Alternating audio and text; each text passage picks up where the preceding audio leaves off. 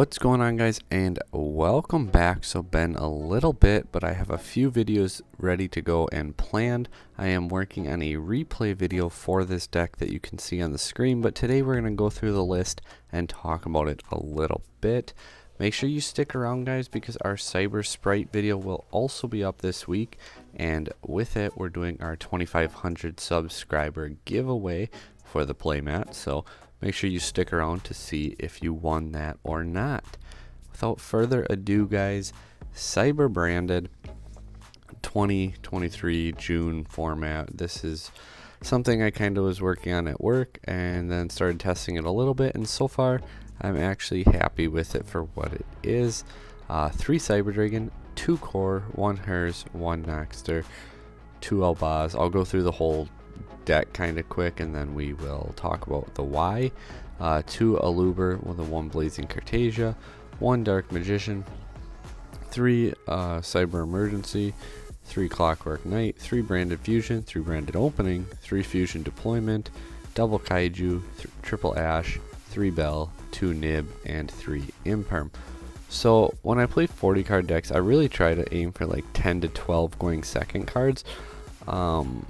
I just feel like it's necessary with the way the format and the game is. This format, I think, is a little bit toned down from last format, which was a lot toned down from tier format before that. So 12 cards is actually pretty nice as far as a number goes. Kaijus, we technically can search it with Repair Plant, but that just adds a brick to the deck. Not playing Galaxy Soldier, obviously, because of the branded restrictions. So didn't really need the Repair Plant. We played this Kaiju because it's easy to out. Ash, especially in the beginning of a format, is always going to be very strong. Things like Labyrinth and Branded are going to be all over, so Ghost Bell is also very, very good. Nibiru, especially early format, I think Nib is better as people start to tune up their decks how they want it and learn how to play around Nibiru. I think as the format goes on, a lot of the time Nib becomes a worse card, but early in the format I do like it. Kind of like Ash, Imperm is a very generic good card to have, especially early on. Cyber Dragon, obviously 3, because you want to be able to special summon it, especially comboing it off with Clockwork Knight. Personally, I like the card. It not only gives the 1,000 or the 500 attack boost and takes away 500, so a 1,000 point swing. It's a free board wipe if your opponent doesn't interact with it. You do need, obviously, your names, which is why we're playing 11 of them, the 8 actual names and then the 3 emergency.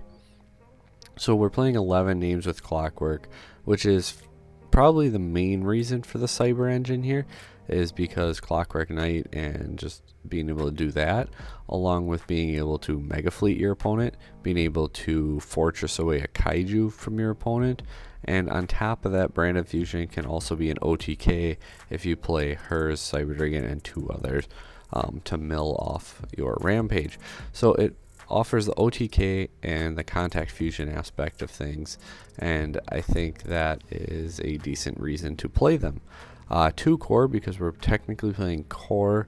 Albaz can be a normal summon, Aluber is a normal summon, and then you also have 3 Emergency, 3 Branded Fusion, and 3 Branded Opening as starters, and additionally Fusion Deployment also acting as a pseudo starter.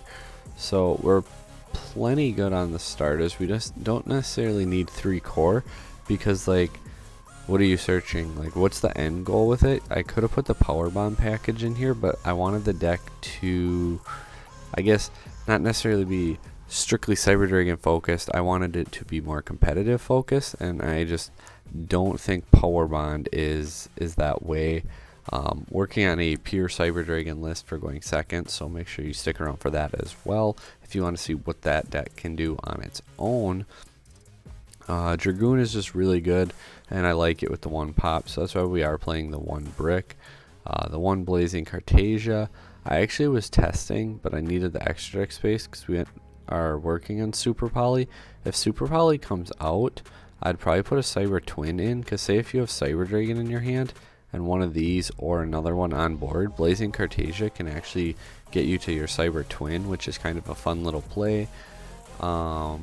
as far as the rest, without Mind Hacker being around, 2 Elbaz, 2 Aluber is plenty. Obviously the 3 branded fusions, branded opening because it lets you special summon out the Aluber so that you can use your normal summon on like Cartesia to be able to play through disruption, or on core to be able to bait out your opponent's negates, things like that. Fusion deployment actually pretty versatile here. Like you can reveal a lot of things and summon out your Elbaz to like out boss monsters or force negates, or you can use it to summon out your Cartesia, or additionally you can fusion deployment reveal your Fortress Dragon and summon out Cyber Dragon and then fortress your opponent, or use it with Clockwork Knight. So we're playing with basically 9 copies of Cyber Dragon, like the special summonable one, and Clockwork Knight. So it actually has been working pretty good in that regards. Fusion deployment's been super underrated. Side decking, just random decks, Sky Striker, mathmech, anything like that. Drytron, we're playing a small bestial package, back row removal package, combo package, and then this is the stuff I'm testing, but it's probably not gonna stay here like this. I like D-Barrier a lot, but I hate the idea of siding in crossout and 1 D-Barrier going second. But playing a branded deck, it's just so hard. If they open D-Barrier, you pretty much just lose. So, like, I don't know, it just, I'm probably gonna play a different card, like along with like Super Poly and another going second card that I can just like set or hold in my hand to help me survive a turn if I get D-barriered, because it's just so weird having to side this card and 1 D-barrier. So you side in 4 cards for going second, but they're not really going second cards, they're cards to stop your opponent's going first plan, and it's just really awkward in that regard. But for now I'm still testing it, but likely the crossouts come out for, like I said, something Super Poly-esque where I can use it going second or going first if I get D-barriered. And by going first, I don't actually mean first. I mean if I go second, I can set it and use it to help break their board or survive the turn. 1 Mega Fleet I still think is plenty. 2 Fortress works. The 1 Rampage because, again, you can branded fusion, send your hers and your Elbaz, and then chain links 1, 2 for your Albion, and then your hers add Cyber Dragon, Albion banish your Cyber Dragon and your hers, summon out your Rampage, then mill 2 others, and then you can go ahead and attack with 25 and 21 times 3, which comes out to 8,800 damage. And if you have Clockwork Knight up on the board, it's actually 10,800 damage. So again, the card actually helps out there as well.